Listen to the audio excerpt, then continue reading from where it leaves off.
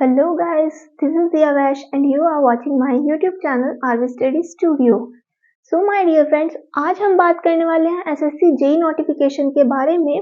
हमारे बहुत सारे जो भाई बहन हैं वो इस नोटिफिकेशन के रिलीज होने की इंतजार कर रहे हैं, क्योंकि एसएससी के द्वारा कुछ दिन पहले एक कैलेंडर को रिलीज किया गया था जिसमें एसएससी के पूरे साल में होने वाले एग्जाम्स की डेट को लिखा गया था कि किस डेट को नोटिफिकेशन रिलीज होगा और किस डेट को हमारा एग्जाम होगा।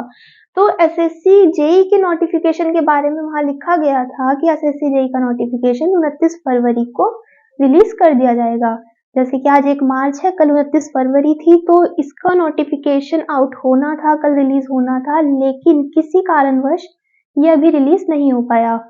तो हमारे जो सभी एसएससी की तैयारी करने वो इसका इंतजार कर रहे थे, लेकिन जैसा कि अब ये नोटिफिकेशन रिलीज नहीं हुआ, ये तो नोटिफिकेशन 1-2 दिन में रिलीज हो ही जाना है। आज रिलीज नहीं हुआ तो थोड़ा देखो आगे पीछे इनकी नोटिफिकेशन की डेट हो जाती है। चेंज कुछ नहीं आना है, सब कुछ बिल्कुल एज इट इज रहने वाला है। सिर्फ चेंज किसमें होगा, एक तो एप्लीकेशन फॉर्म भरने की डेट में चेंज होगा क्योंकि 29 फरवरी दी गई थी, वो तो निकल गई। दूसरा चेंज इसमें होगा हमारा वैकेंसीज में, यानी कि नंबर ऑफ वैकेंसीज। वैसे इन्होंने एक अंदाजन वैकेंसीज यहाँ पर लिखी हुई हैं कि कितनी हो सकती हैं, लेकिन थोड़ा ऊपर नीचे इनका हो जाता है जब ये अपना नोटिफिकेशन रिलीज करेंगे।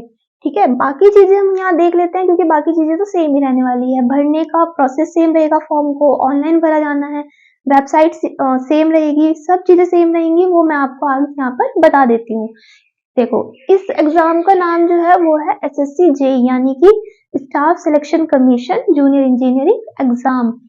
आज हम इसके बारे में बात करेंगे। इसका एलिजिबिलिटी क्राइटेरिया क्या है, एप्लीकेशन फीस कितनी है और अप्लाई कैसे करते हैं, यानी कि एग्जाम फॉर्म इसका कैसे भरा जाता है। तो चलिए देख लेते हैं। यहाँ पे तो देखिए यही लिखा हुआ है कि वो 29 फरवरी से लेकर के और 29 मार्च 2024 तक इसके एग्जाम फॉर्म्स भरे जाने थे। ठीक है, लेकिन अब ये डेट यहाँ पर चेंज होकर के आएगी जब रिलीज हो जाएगा ये। उसके बाद कौन सी ऑफिशियल वेबसाइट इसकी यूज करनी है एग्जाम फॉर्म को भरने के लिए, ssc.nic.in। ये सब यहाँ पर आपका अपडेट होकर आने वाला है। वैकेंसीज में इन्होंने यहाँ पर लिखा है टू बी रिलीज, बट नीचे इन्होंने एक अंदाजा बताया है कि कितनी वैकेंसीज इनकी निकलने वाली है, वो मैं आपको नीचे यहाँ बताऊंगी। ठीक है, ऑर्गेनाइजेशन कौन कंडक्ट करता है इस एग्जाम को, इस एग्जाम को कंडक्ट करवाती है स्टाफ सिलेक्शन कमीशन। पूरे साल में बहुत सारे एग्जाम अलग अलग लेवल पर ये कंडक्ट कराती है। ये वाला जो एग्जाम है इसकी एलिजिबिलिटी क्या है, इसकी एलिजिबिलिटी है आपको ग्रेजुएट होना चाहिए। ठीक है, आगे इसमें बताया भी गया है कि कौन से फील्ड में ग्रेजुएट होना है आपको। देखो यहाँ इन्होंने लिखा हुआ है, ये लगभग 1000 के तकरीबन वैकेंसीज इन्होंने जेई के अंडर पोस्ट की निकाली है, मतलब बताई है। हो सकता है ये 1000 से मतलब ऊपर ही जाएगी, नीचे तो खैर जाने नहीं वाली, लेकिन तकरीबन मान के चलो कि ये 1000 रहने वाली है वैकेंसीज की। ठीक है ना। उसके बाद देखो एलिजिबिलिटी क्राइटेरिया क्या है, जो भी जेई जूनियर इंजीनियर की पोस्ट के लिए अप्लाई करना चाहते हैं उनको क्या करना होगा, उनको बैचलर्स डिग्री चाहिए इंजीनियरिंग या टेक्नोलॉजी फील्ड में, यानी कि आपके ने क्या किया होना चाहिए, बीई या बीटेक या कोई भी टेक्नोलॉजिकल फील्ड से आपने ग्रेजुएशन की होनी चाहिए। और आपकी एज, चाहे लड़का चाहे लड़की, आपकी एज जो है वो 18 से नीचे नहीं होनी चाहिए और 30 या फिर 32 से ऊपर नहीं होनी चाहिए। ये थोड़ा एज रिलैक्सेशन यहाँ रहता है SC ST कैटेगरी के वाइज, वो इनका जब नोटिफिकेशन रिलीज होगा उसमें सब लिखा रहता है। उसकी भी मैं एक वीडियो बनाने वाली हूँ, जब इसका नोटिफिकेशन रिलीज हो जाएगा वहां पर भी ये सब मैं आपको फिर से बताऊंगी। ठीक है ना। यहाँ पे देखो लिखा भी है जूनियर इंजीनियर की जो स्ट्रीम वाइज एजुकेशनल क्वालिफिकेशन है और एज लिमिट है वो नोटिफाई होगी किसमें, इनके नोटिफिकेशन ब्रोशर में। मैंने अभी बता दिया, जो कि अभी तक रिलीज नहीं किया गया है, वो एसएससी के द्वारा रिलीज किया जाएगा। एग्जाम डेट अब इन्होंने क्या दिया, 2024 में लगभग मान के चल रहे हैं कि इसका एग्जाम कब होगा, जून से जुलाई 2024 के बीच इसका एग्जाम होना है।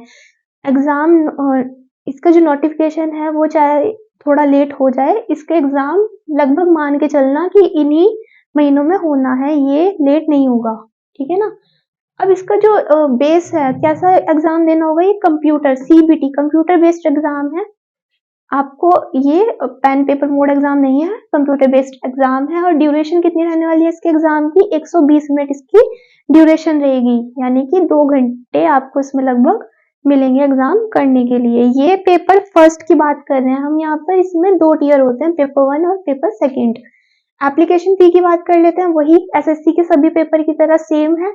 100 रुपए किनको देने हैं, जो कि आपका बिलोंग करते हैं जनरल या फिर OBC कैटेगरी के जो लड़के हैं, उनको केवल 100 रुपए यहाँ पर एप्लीकेशन फीस देनी होती है। बाकी women candidates, SC ST candidates को और EWS कैंडिडेट्स को यहाँ पर कोई फीस नहीं देनी होती, उनके लिए ये फ्री होता है, ठीक है।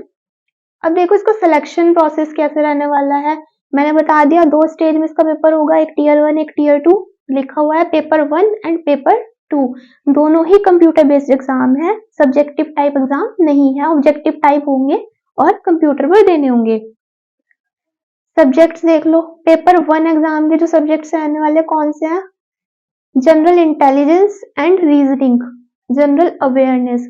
जनरल अवेयरनेस में आपका क्या आ गया, हिस्ट्री, पॉलिटी, ज्योग्राफी, ये सब आपका इसमें आ गया।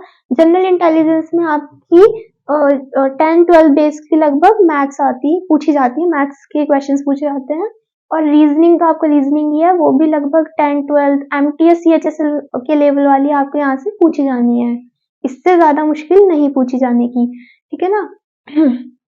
इसके अब देख लेते हैं टोटल नंबर ऑफ क्वेश्चंस क्या है, 200 क्वेश्चन पूछे जाएंगे। फिलहाल मैं पेपर 1 की बात कर रही हूँ, कंफ्यूज मत होना, ठीक है ना। टोटल क्वेश्चन कितने हैं, 200। मैक्सिमम मार्क्स कितने रहने वाले हैं, 200। 200 मार्क्स 200 क्वेश्चन, यानी कि 1 मार्क्स ईच का क्वेश्चन आपका यहाँ हो गया। ड्यूरेशन वही 2 घंटा मैंने ऊपर भी बताया था। अब देख लो नेगेटिव मार्किंग इसमें होने वाली है।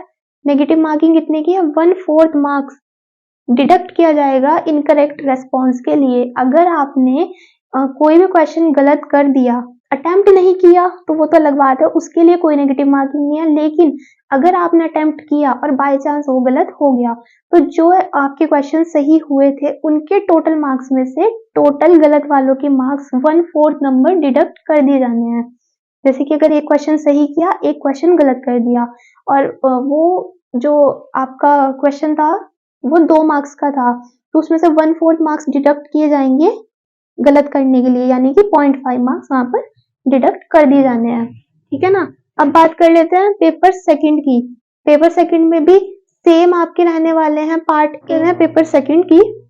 टोटल नंबर ऑफ क्वेश्चंस 100 यहाँ पर आपके आएंगे, मैक्सिमम मार्क्स 300, यानी कि अब कितने क्वेश्चन है, 100 क्वेश्चन है और मैक्सिमम मार्क्स 300 है।